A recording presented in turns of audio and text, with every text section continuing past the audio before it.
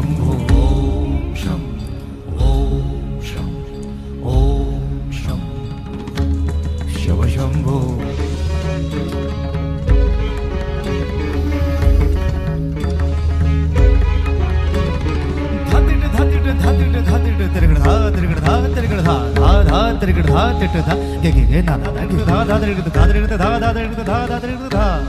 ছোট্টবেলা থেকে মা মাসি পিসিদের দেখে এসেছে ফাল্গুনী এই রাতটা জেগে থাকতেই হবে, তবেই নাকি মোক্ষ লাভ হয়।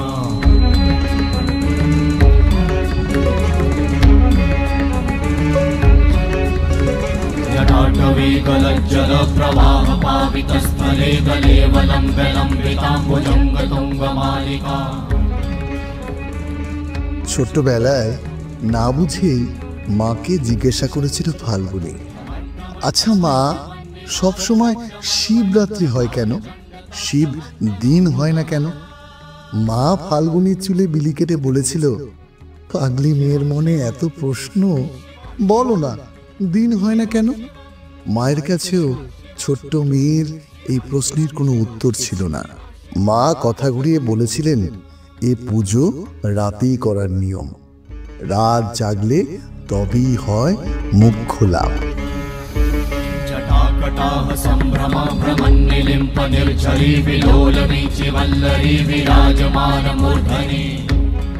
ফেল ফেল করে মায়ের মুখের দিকে তাকিয়ে সেদিন ফাল্গুনী বুঝতে পারেনি আসলে মোক্ষ লাভের সঠিক অর্থ কি।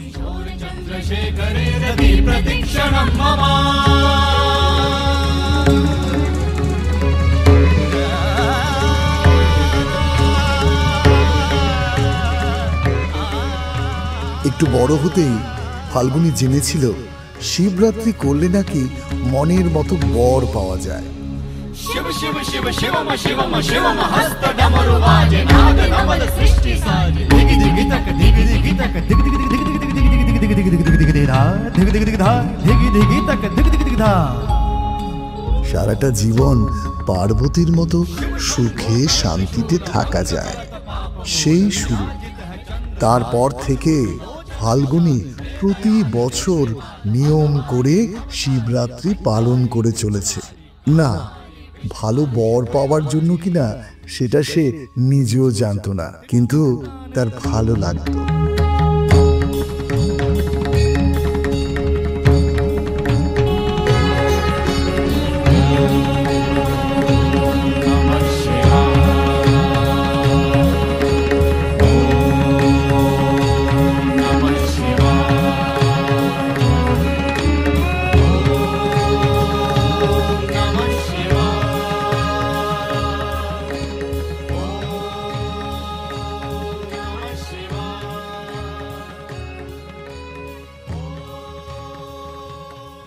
কলেজের ফার্স্ট ইয়ারে পড়ার সময় ফাইনাল ইয়ারের ছাত্র রিক হঠাৎই একদিন ফাল্গুনীকে তার মনের কথা জানিয়ে বলে, আমি তোমাকে ভালোবাসি।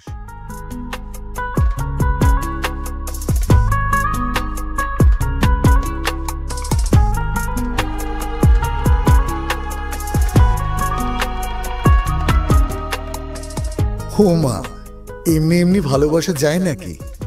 লজ্জায় রাঙা হয়ে বলেছিল ফাল্গুনী। সে বলেছিল, রিক, তাহলে কি করে বলতে হয় শুনি? আমি তো আর কবি নই যে কবিতার ছলে আমি আমার মনের কথা তোমাকে জানাবো। সোজা কথা সোজাভাবে বলতেই আমার ভালো লাগে, তাই যেটা মনে হয়েছে সেটা সরাসরি তোমাকে বলে দিয়েছি। আমি তোমাকে ভালোবাসি। এবার তুমি তোমার মনের কথা আমাকেও সরাসরি বলতে পারো। না, এক্ষুনি বলতে হবে না, আমি অপেক্ষা করে থাকব। তোমার উত্তর না হলেও আমি তোমার জন্য অপেক্ষা করে থাকব।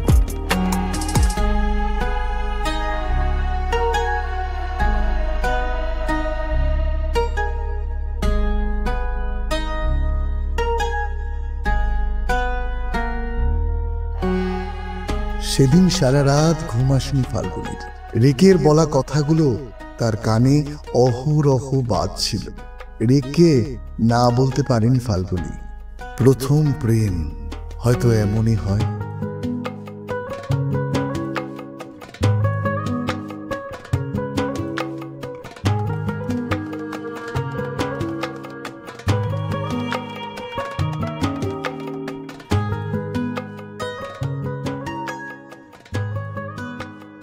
কিন্তু রিকের সাথে প্রেম করতে গিয়ে ফাল্গুনী বুঝেছিল এক অসম প্রেম। ফাল্গুনীর বাবা একটা সামান্য সিকিউরিটি গার্ডের কাজ করত, আর মা লোকের বাড়িতে রান্না করত। কোনো মতে সংসার চলত ফাল্গুনীদের। ফাল্গুনী বড়, তারপরে তার একটি ছোট্ট ভাই। দুজনের পড়াশোনার খরচ, খাওয়া দাওয়া, ভাড়া বাড়ির টাকা, কর্তব্য সবকিছু করতে গিয়ে তার বাবা এবং মা যেন হাঁপিয়ে উঠল।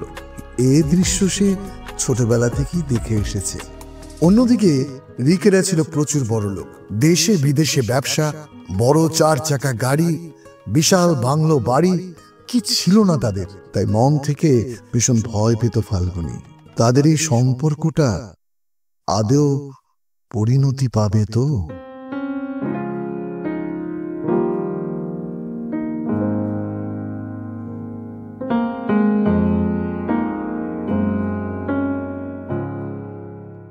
যদি ওদের বাড়ি থেকে এরকম একটা গরিব ঘরের মেয়েকে মেনে না নেয়।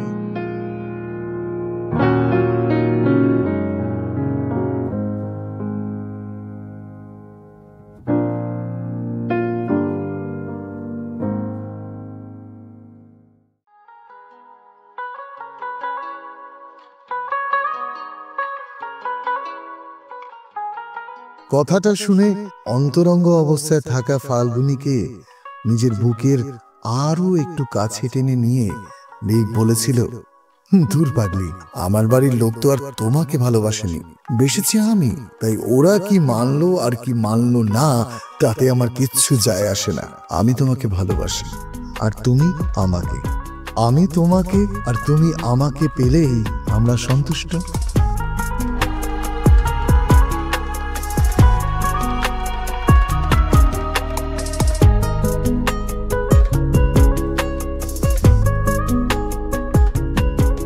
সত্যি তো, তাদের ভালোবাসা এখন যে পর্যায়ে এসে পৌঁছিয়েছে, সেখান থেকে কোনো কারণেই একে অপরকে ছেড়ে থাকা এ যেন অসম্ভব ব্যাপার।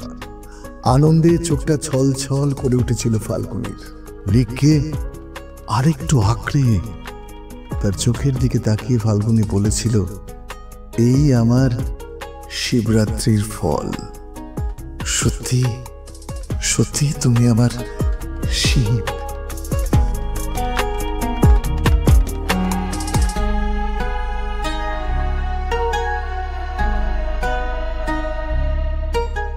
বিভিন্ন হোটেলে, রিকের বন্ধুর বাড়িতে, আউট স্টেশন ডেটিং এ প্রায় 50 বারেরও বেশি মিলিত হয়েছে ফাল্গুনী ও রিক। নিজের সবটা উজাড় করে দিয়েছে সে তার মনের মানুষকে, তার নিজের শিব ঠাকুরকে।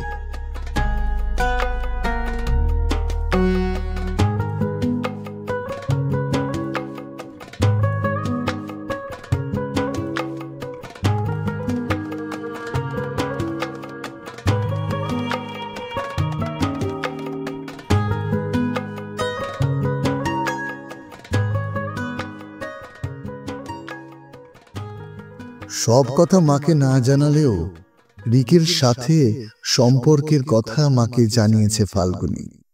পুরোটা শুনে মা ফ্যাল ফ্যাল করে তাকিয়ে থেকেছে মেয়ের দিকে।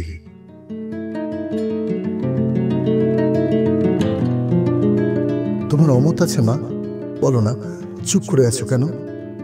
মায়ের মুখ থেকে সেদিন ফাল্গুনী বুঝতে পারিনি আসলে তার মা কোথায় প্রমোদ গুনছিলেন।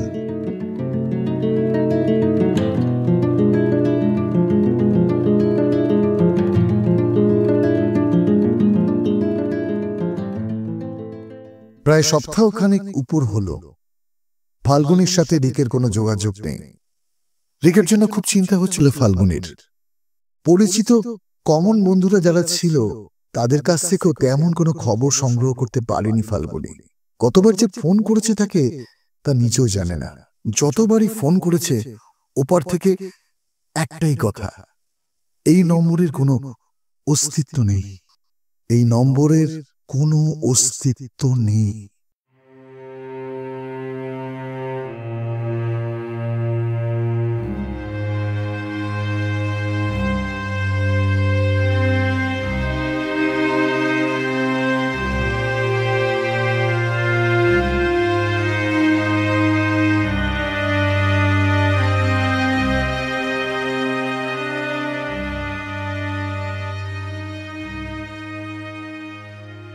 এ কি করে সম্ভব? এত বছরের একটা নম্বর, যে নম্বরে তারা কত কথাই না বলেছে, আর আজ কিনা হঠাৎ করে সেই নম্বরের কোনো অস্তিত্ব নেই।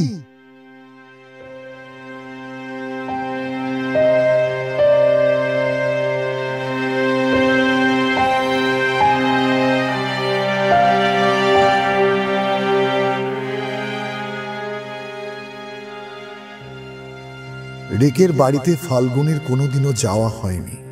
বড় বাড়ির ছেলে রেক, তাই ভয়ে কোনোদিন তার বাড়িতে নিয়ে যাওয়ার কথা সাহস করে বলতে পারেনি ফাল্গুনী। আজ একরকম বাধ্য হয়েই তার বাড়িতে ছুটে যায় ফাল্গুনী। কিন্তু কিন্তু কোথায় রেক? বাড়ির সিকিউরিটি গেটে তো বসা তার নিজের বাবা।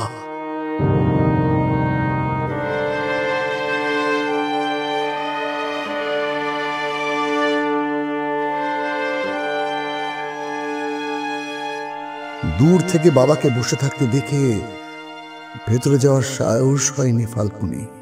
পরে জেনেছে রিক বিদেশে চলে গেছে।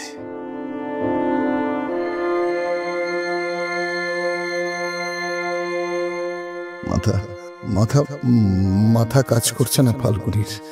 রিক কি তাহলে ফাল্গুনিকে ঠকিয়ে বিদেশে চলে গেল, নাকি নাকি সে এমন কোন অবস্থার মুখোমুখি হয়েছিল যার জন্য বাধ্য হয়ে তাকে বিদেশে চলে যেতে হলো? তাই বলে একটা খবর কি ফাল্গুনিকে দিয়ে যাওয়া যেত না?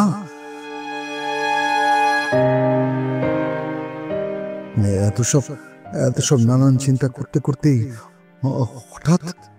হঠাৎ মাথাটা কেমন ঘুরে গেল ফাল্গুনির।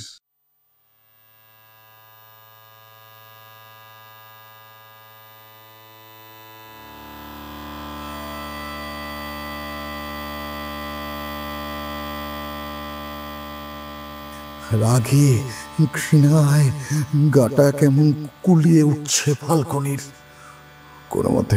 কোনো মতে দেওয়ালটা ধরে নিজেকে সামলে নেয় ফাল্গুনি। নিজেকে সামলে নেয় ফাল্গুনি।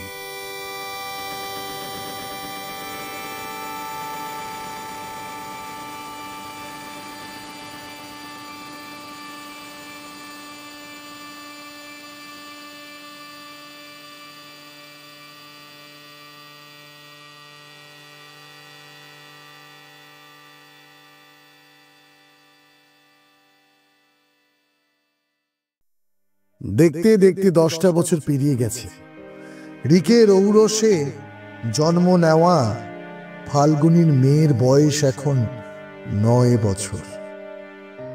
মেয়ের কুকীর্তির কথা বাবা যখন জানতে পারে, তখন সে সহ্য করতে না পেরে হার্ট অ্যাটাকে 3 দিনের মাথায় মারা যায়। অতি কষ্টে চলা পরিবারটা হঠাৎ করে কেমন যেন পঙ্গু হয়ে যায় ফাল্গুনির বাবা চলে যাওয়ার পর। সমাজে মুখ দেখাতে অসুবিধা হয় ফাল্গুনির মা এবং তার ভাইয়ের।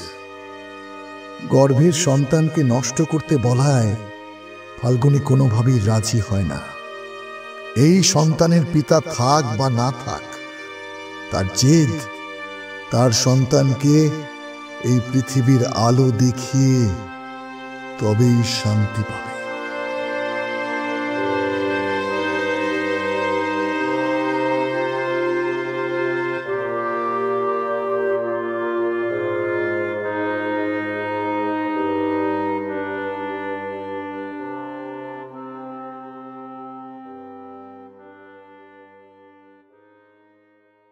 অগত্যা বাড়ি ছাড়তে হয় ফাল্গুনিকে। নিজেকে এবং নিজের সন্তানকে বাঁচিয়ে রাখার জন্য প্রয়োজন অর্থের, প্রয়োজন বাসস্থানের, প্রয়োজন জামা কাপড়ের। যে ভালোবাসায় ভর করে নিজেকে সঁপে দিয়েছিল ফাল্গুনি তার মনের মানুষের কাছে, আজ সেই যখন তাকে ঠকিয়ে চলে গেল, তখন আর সতী সেজে লাভ কি?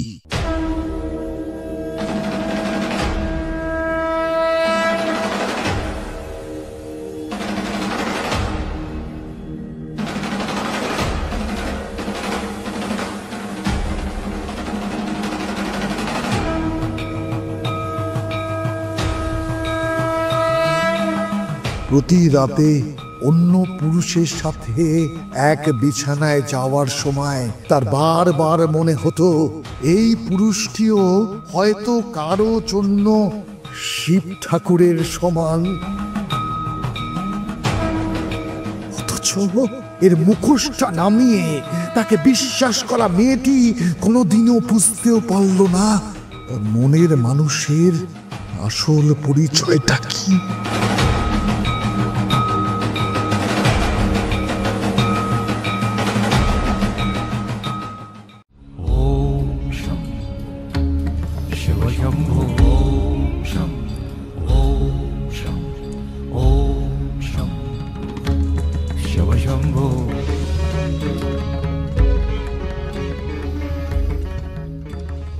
আজ আরেকটি শিবরাত্রি।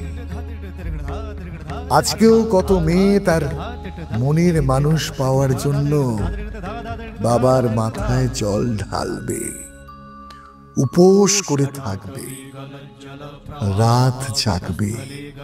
অথচ আজও শিবের মুখোশ পরা একদল পশু সমাজের আনাচে কানাচে ঘুরে বেড়াচ্ছে। তাদের হিসাব স্বয়ং শিব ঠাকুরও জানেন না। তাদের হিসাব স্বয়ং শিব ঠাকুরও জানেন না।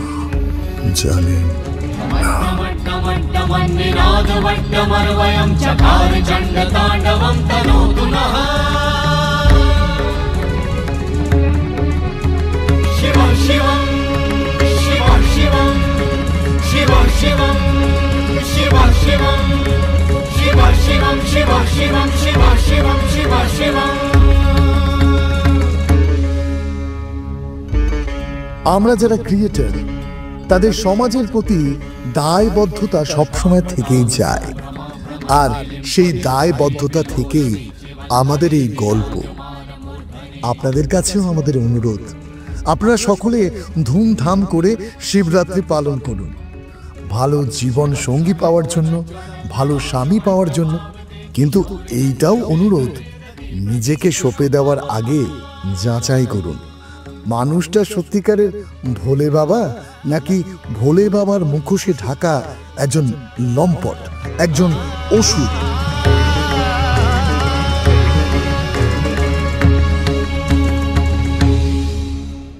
ফাল্গুনির ভালোবাসায় শুধু বিশ্বাস ছিল, তাই সে নিজেকে উজাড় করে দিয়েছিল তার মনের মানুষের কাছে। কিন্তু সমাজে ঋক এবং ঋকের মতো পাশবিক মানুষগুলোর সংখ্যা অগণিত। তাই আগে খোঁজ নিন, পরখ করে দেখুন মানুষটি আসলে সোনা না সোনার জল করা এক টুকরো লোহা। সমাজকে সঠিক পথ দেখানোই আমাদের কাজ, আর তার কারণেই আমাদের এই ক্ষুদ্র প্রয়াস। সকলকে শিবরাত্রির অনেক শুভেচ্ছা। জয় শিব শম্ভু, হর হর হর মহাদেব। জয় শিব শম্ভু, জয় বাবা ভোলেনাথ।